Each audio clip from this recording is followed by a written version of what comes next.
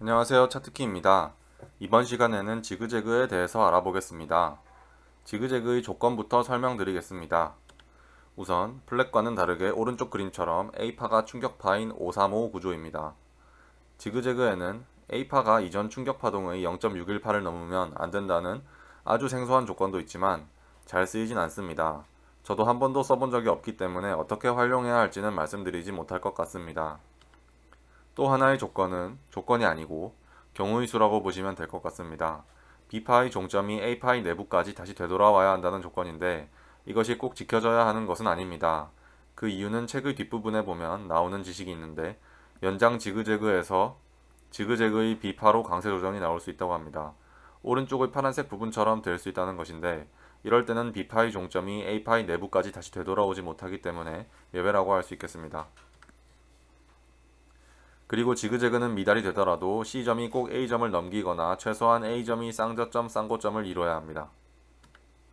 당연하게도 플랫과는 다르게 B파도 A파의 0.618보다 작거나 같아야 합니다. 이 조건은 글렌 릴리가 플랫과 지그재그를 구분하는 정의 그 자체이기 때문에 절대적으로 지켜져야 하지만 0.618 근처라면 오차 정도는 허용할 수 있습니다. 그리고 지그재그에서는 B파의 일부조차도 0.81을 넘겨서는 안됩니다. A파가 확실히 충격파 구조인데도 0.81을 넘기면 그냥 임펄스의 초반 부분이고 미달 플랫이 2파로 나올 거라고 생각하는 게 바람직합니다. 그 다음은 지그재그의 종류에 대해서 설명드리겠습니다. 플랫과 다르게 지그재그는 세 가지 패턴밖에 없습니다. 불완전 지그재그는 절단 지그재그 혹은 미달 지그재그라고도 부르는데 C파가 A파의 0.382에서 0.618 사이에 있는 경우입니다. 그리고 표준 지그재그는 C파가 A파의 0.618에서 1.618 사이에 있는 일반적인 패턴이고 아무리 길어도 A파의 2.618 확장보다 길어서는 안됩니다. 즉 강세 조정이 나오면 거의 연장 지그재그가 나와야 한다는 것입니다. 연장 지그재그는 C파가 A파의 1.618보다 큰 경우입니다. 그리고 아래의 그림에 보면 불완전 지그재그 영역에 검은 선이 있는데 C파 종점이 A파 종점을 넘어야 한다는 것을 꼭 기억해 두시기 바랍니다. 이제 이 세 개의 패턴을 각각 설명드리도록 하겠습니다. 첫 번째는 불완전 지그재그입니다. 불완전 지그재그가 나온 이후에는 불완전 지그재그의 0.81 이상을 되돌려야 하고 일반적으로는 전부 되돌립니다. 불완전 지그재그는 삼각형의 일부거나 일부일 확률이 높습니다. 미달 지그재그일 때는 B파가 매우 작은 삼각형일 확률도 있다고 하는데 자주 보인다는 말에 비해 전 본 적이 별로 없습니다. 오른쪽 그림을 보시면 빨간색 동그라미가 있는데 미달 지그재그가 나왔음을 확신할 수 있는 부분이 저 빨간색 점인데 경험상 미달 지그재그는 이후에 X파가 나올 수 없는 구조인 것 같습니다. 힘이 너무 약하기 때문에 추가 파동이 조합되어 나올 수가 없는 것이죠. 다음은 표준 지그재그입니다. 표준 지그재그는 크게 또 세 가지로 나눌 수 있습니다. C파가 A파보다 클 때, C파가 A파와 같을 때, 그리고 C파가 A파보다 작을 때입니다. C파가 A파보다 크면 전체 패턴이 완전히 되돌려질 수 없습니다. 그렇기 때문에 이러한 지그재그는 불규칙 플랫의 A파로 나올 수 없겠죠. 만약에 완전히 되돌려진다면 이 지그재그가 복합 조정의 마지막 파동인 경우입니다. 그리고 C파가 A파와 같을 때는 특징이 없고 C파가 A파보다 작을 때는 그 다음 파동에 의해 완전히 되돌려집니다. 불규칙 플랫의 A파로 나오기 딱 좋은 패턴이죠. 만약 완전히 안 되돌려진다면 X파가 나오고 그 후에 이중복합, 삼중복합으로 이어질 가능성이 있습니다. 그리고 표준 지그재그에서 C파와 A파의 비율은 0.618, 1.0, 1.618이 많이 나오지만 B파와 A파는 비율이 없을 확률이 높다고 합니다. 그리고 연장 지그재그입니다. 연장 지그재그는 주의해야 하는 패턴 중 하나인데 패턴이 완성되기 전까지 충격파인지 연장 지그재그인지 판단할 수 없는 패턴입니다. 연장 지그재그라고 생각했던 것이 시장이 좋아지면 충격파로도 연결될 수 있습니다. 그렇기 때문에 결론을 먼저 내리면 안 되지만 이 패턴의 좋은 점도 있습니다. 이 패턴은 복합 조정, 수렴형 삼각형의 초기 국면, 확산형 삼각형의 후기 국면에서만 나타나기 때문에 이 패턴이 나오면 복합 조정이 나올 신호이거나 삼각형이 나올 신호라고 생각하시면 되겠습니다. 정확히 C파가 A파의 1.618인 경우에는 조금 애매하긴 하니까 이 부분도 신경 써주시면 좋을 것 같습니다. 그리고 연장 지그재그가 되려면 지그재그의 B파가 불규칙 미달 플랫이나 강세 조정 등의 힘이 센 파동들이 나오면 좋겠죠. 항상 그런 것은 아니지만 자주 그러기 때문에 체크해 두시면 되겠습니다. 그리고 이 패턴과 임펄스의 가장 큰 차이점은 되돌림이라고 할 수 있습니다. 임펄스라면 3파가 끝나고 나서 많이 되돌리면 안됩니다. 하지만 연장 지그재그라면 이후에 전체 지그재그의 0.618 이상을 되돌립니다. 당연히 연장 지그재그는 C파가 A파보다 커서 그 다음에 더 큰 파동이 나오고 불규칙 플랫을 형성할 수 없기 때문에 1.0 미만을 되돌려야 합니다. C파가 A파의 2.618 크기로 형성되는 경우도 종종 있다고 합니다. 지그재그의 세 가지 패턴을 알아보았고, 이번에는 아주 유용한 추세선과 채널 지식을 알려드리겠습니다.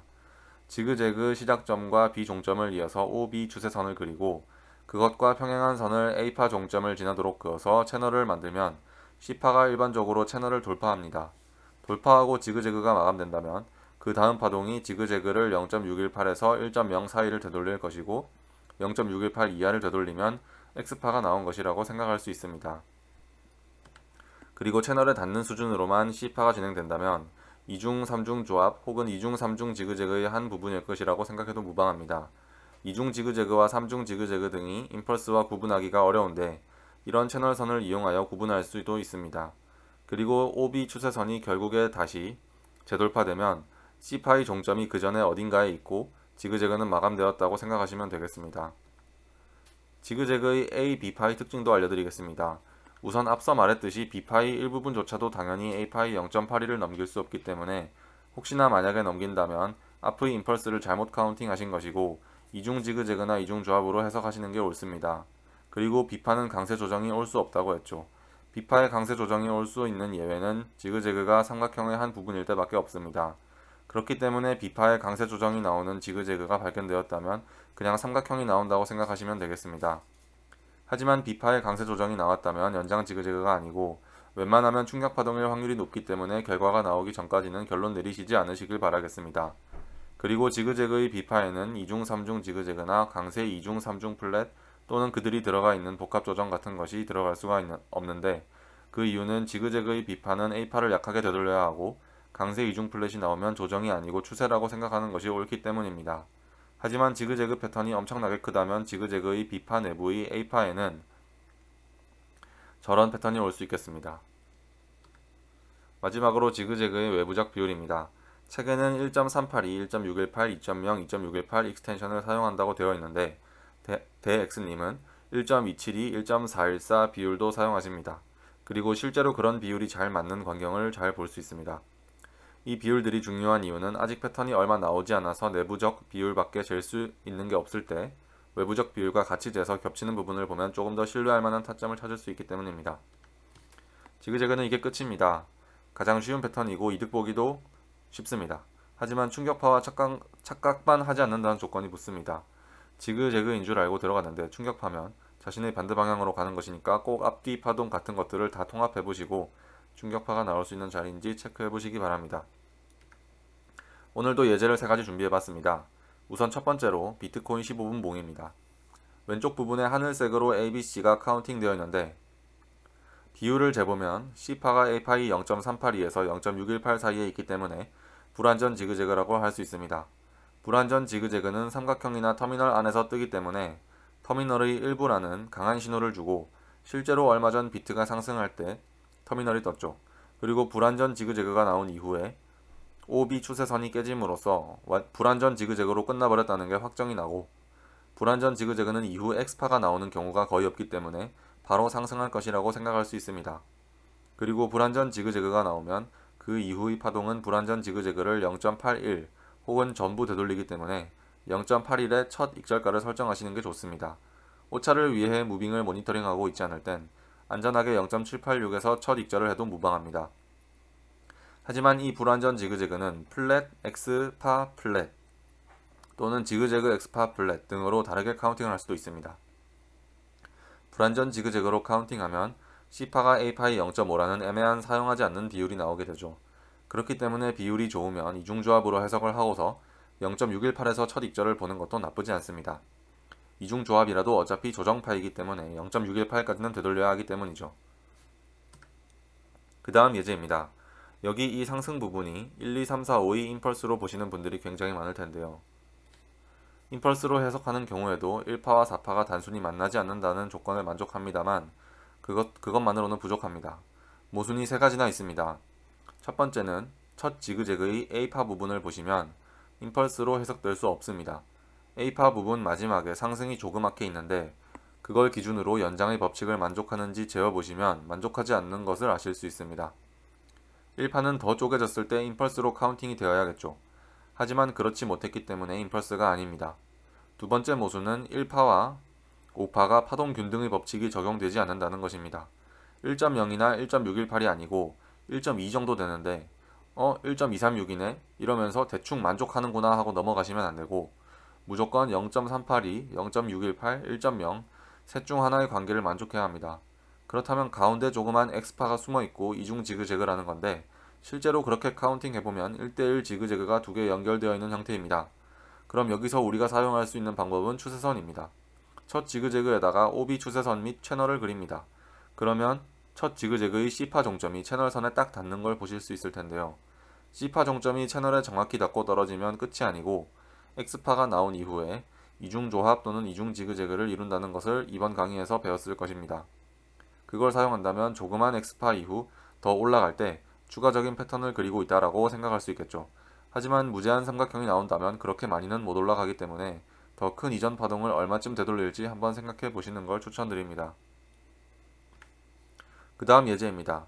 설명을 듣고 나서는 영상을 멈추고 하나하나 카운팅과 타점을 자세히 보시기 바랍니다. 우선 첫 번째 지그재그 부분을 보시면 C파와 A파의 1.618 비율을 그려놓은 걸 보실 수 있습니다.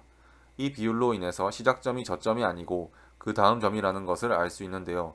만약에 이 하나의 지그재그로 미달을 포함하고 있는 바로 이전의 작은 하락 임펄스를 다 되돌리지 못한다면 X파가 나오는 추가 상승이 있을 것으로 예측할 수 있습니다. 혹은 임펄스가 나올 수도 있습니다. 하지만 그 이후에 1.618 비율을 가진 불규칙 플랫 X파가 나왔고 플랫이 하나 더 나오면서 이중조합을 이루게 되었습니다. 여기에서 타점을 잡는 방법을 잘 보셔야 합니다. 우선 이중조합 WXY에서 W와 Y는 비율을 이뤄야 하기 때문에 W와 Y의 비율을 0.382, 0.618, 1.0, 1.618 쭉 재둡니다. 그러고서 Y 내부 파동에서도 Y-A, Y-C가 비율을 이뤄야 하기 때문에 비율을 재돌립니다. 그렇게 했을 때 정확히 겹치는 곳이 한 곳 내지 두 곳 보일 겁니다. 이 경우는 W와 Y의 0.618 비율과 Y-A, Y-C의 1.618 비율 자리가 겹쳤네요. 이러한 타점이 굉장한 숏타점이 될 수 있습니다. 그 이후에 이중조합은 조정파 구조이기 때문에 전체 이중조합의 0.618을 되돌려야 하고 혹시나 삼각형이 나올 수도 있으니 0.5쯤에 뭐가 없는지 자세히 보시면 되겠습니다. 사실 지그재그에서 1.618 비율이 정확히 나온다면 연장 지그재그라고 해석해도 되고 일반 지그재그라고 해석해도 됩니다. 그렇기 때문에 이후에 삼각형이 반드시 나오는 것은 아니라고 명심해 두셔야겠습니다. 그리고 하나 더 관찰할 수 있는 건 결과론적으로 그 이후에 연장 플랫, X파, 무제한 삼각 수렴으로 구성된 이중조합이 나오면서 이때부터는 삼각형이 나올 것이라는 것을 확실히 알 수가 있습니다. 하지만 첫 번째 상승 파동이 삼각형에 포함되는지 아니면 두 번째 하락 파동부터 삼각형에 포함되는지 이것은 또 다른 증거로 판단해야겠습니다. 더 자세한 건 톡방에 들어오시거나 구독하셔서 다음에 삼각형 파트가 올라올 때 봐주시면 될 것 같습니다. 이번 영상의 내용이 도움이 되셨다면 구독 부탁드립니다. 감사합니다.